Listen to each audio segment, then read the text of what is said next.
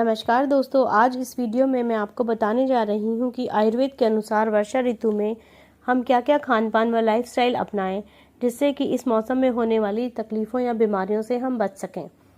आयुर्वेद में वर्षा ऋतु का समय मिड जुलाई से मिड सितंबर तक बताया गया है, यानी सावन और भादों का महीना वर्षा ऋतु का समय माना गया है।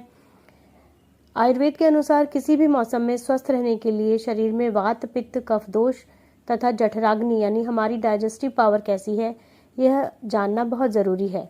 तो दोस्तों, वर्षा ऋतु में शरीर में वात दोष बढ़ी हुई अवस्था में होता है, यानी प्रकोप की अवस्था में होता है। पित्त दोष संचय यानी बॉडी में अक्यूमुलेट हो रहा होता है और अग्नि हमारी कमज़ोर होती है तथा गर्मी की ऋतु के कारण शारीरिक बल भी हमारा हीन होता है, यानी हमारी इम्यूनिटी इस समय लो होती है। तो इन सब कारणों से वर्षा ऋतु का मौसम आने पर कई तरह के डाइजेस्टिव प्रॉब्लम्स जैसे indigestion, gas, bloating, constipation, diarrhoea, dysentery, ये सब समस्याएं दिखने लगती हैं। शारीरिक बल कमज़ोर होने के कारण वायरल इन्फेक्शंस भी जल्दी जल्दी होने लगते हैं, जैसे डेंगू हो जाता है या गैस्ट्रोएंटराइटिस हो जाता है या वायरल कफ एंड कोल्ड हो जाता है। इसके अलावा वातावरण में नमी होने के कारण स्किन इन्फेक्शंस जैसे एक्जिमा, फंगल इन्फेक्शन, एक्ने, इनका भी ज़्यादा प्रकोप देखा जाता है। वात प्रकोप के कारण जोड़ों में दर्द भी अक्सर होने लगता है। तो आइए अब जानते हैं इन बीमारियों से बचने के लिए हमें क्या क्या बदलाव अपनी डाइट और लाइफस्टाइल में करना चाहिए। तो सबसे पहले आता है ऋतु हरित की रसायन। इसमें आपको 1 ग्राम हरित की चूर्ण, जो हरड़ का चूर्ण होता है, उसको 1 ग्राम सेंधा नमक के साथ गुनगुने पानी के साथ लें। अगर बच्चे हैं तो उनको इसी हिसाब से, जैसे 12 साल से कम के बच्चे हैं तो आधा ग्राम दे दें, 5 साल से कम के बच्चे हैं तो 1/4 ग्राम उनको दे दें। जैसा कि सब जानते हैं, हरित की पेट को साफ़ करती है, यानी कॉन्स्टिपेशन को दूर करती है। तो इससे जब आपका कॉन्स्टिपेशन नहीं होगा तो आपको डाइजेस्टिव प्रॉब्लम्स भी परेशान नहीं करेंगे। तो आइए जानते हैं डाइट में हम क्या बदलाव लाएं। खाना हम हल्का और सुपाच्य खाना खाएं। भोजन में अगर हम चावल खाते हैं तो 1 साल पुराना चावल लें और जौ का प्रयोग इस ऋतु में विशेषकर आचार्यों ने बताया है। गेहूं का इस्तेमाल भी आप कर सकते हैं। गाय के घी का सेवन करें, जो कि बढ़े हुए वात को शांत करता है और पित्त को भी शांत करता है। साथ ही साथ गाय का घी हमारी डाइजेस्टिव पावर को भी बढ़ाता है। खाने से पहले अदरक का एक छोटा टुकड़ा सेंधा नमक के साथ मिलाकर चबा चबा कर खाएं। इससे डाइजेस्टिव जूसेस का सिक्रीशन बढ़ जाता है और आपको पाचन में मदद मिलती है। पानी उबालकर ठंडा किया हुआ पिएं तथा शहद मिलाकर पिएं। शहद क्योंकि एंटी माइक्रोबियल होता है, तो इस समय अगर हम वर्षा ऋतु में हमें दूषित पानी पीने से बाहर के कोई पेट संबंधी बीमारियां ना हो जाएं, इसलिए शहद डालकर पानी पीने से आप थोड़ा सेफ साइड में रहते हैं। और वर्षा ऋतु में जब वर्षा 2-3 दिन लगातार हो रही है या कभी कभी ऐसा होता है कि वर्षा ऋतु लगातार होने से मौसम में ठंडक बढ़ जाती है, तो उस समय आप दाल और सब्जियों का गर्म सूप पिएं, जो कि वात शामक होता है। उनमें भी आप हल्का देसी घी डाल के पी सकते हैं। घर का बनाया हुआ ताज़ा भोजन करें।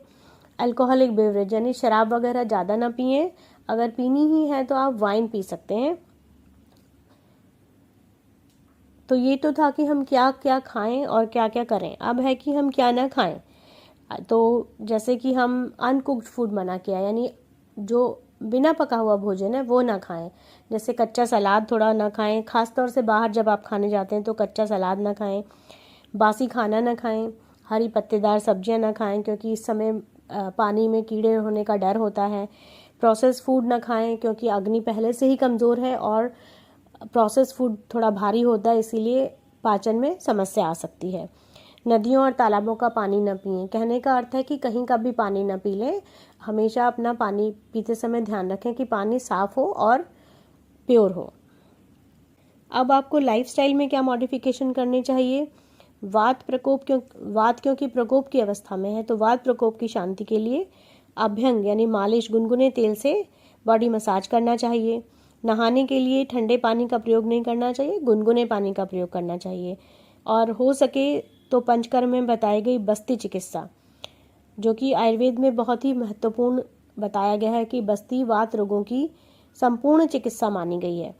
तो क्योंकि विशेषतः वर्षा ऋतु में वात का प्रकोप है, इसलिए अगर बस्ती कर्म आप करवा सकते हैं, बस्ती चिकित्सा करवा सकते हैं, तो वो किसी योग्य चिकित्सक की देखरेख में अवश्य करनी चाहिए। क्या नहीं करना चाहिए लाइफस्टाइल में जिससे कि हमारे ये दोषों का प्रकोप बढ़ जाए। इसके लिए हमें अत्यधिक व्यायाम नहीं करना चाहिए, बरसात के पानी में ज़्यादा नहीं भीगना चाहिए, दिन में अत्यधिक सोना नहीं चाहिए, या नदियों या झरनों के किनारे पर पिकनिक मनाने जाना या रहना उनके किनारे या बैठना नहीं चाहिए। आशा करती हूँ कि यह वीडियो में दी गई जानकारी आपको पसंद आई होगी। अगर आपको यह जानकारी पसंद आई है तो केवल सुनकर इसको इग्नोर न कर दें, इसमें से कोई ना कोई एक स्टेप आप जरूर फॉलो करें। चाहे ऋतु हरित की रसायन ले लें, चाहे आप उबले पानी में शहद डाल के ले लें, चाहे आप मसाज करवा लें बॉडी का। मेरा कहने का तात्पर्य है कि कोई ना कोई एक क्रिया आप इसमें से चुन लीजिए, लाइफस्टाइल या डाइट मॉडिफिकेशन। सारे फॉलो नहीं कर सकते तो कोई ना कोई एक या दो आप फॉलो करिए और इसके बाद इसका परिणाम मुझे बताइए।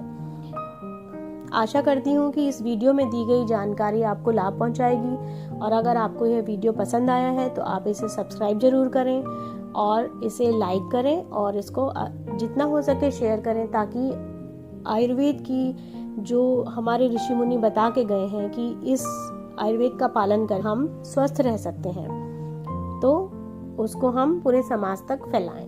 धन्यवाद।